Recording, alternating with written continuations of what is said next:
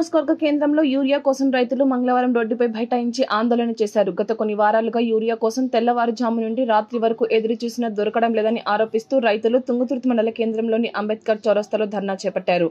పోలీసులు రంగప్రవేశం చేసి వారించే ప్రయత్నం చేసినా సమస్య పరిష్కారం అయ్యే వరకు ఆందోళన విరమించేది లేదని భీష్మించుకుని కూర్చున్నారు. గంట సేపు ఆందోళన కొనసాగింది. వ్యవసాయ శాఖ అధికారులు వచ్చి హామీ ఇవ్వాలని కూర్చున్నారు.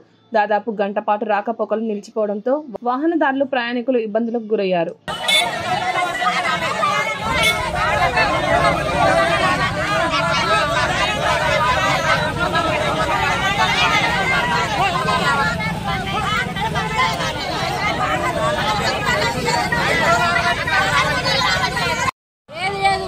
అసలు మా 10 రోజుల నుంచి తిరుగుతున్నాం.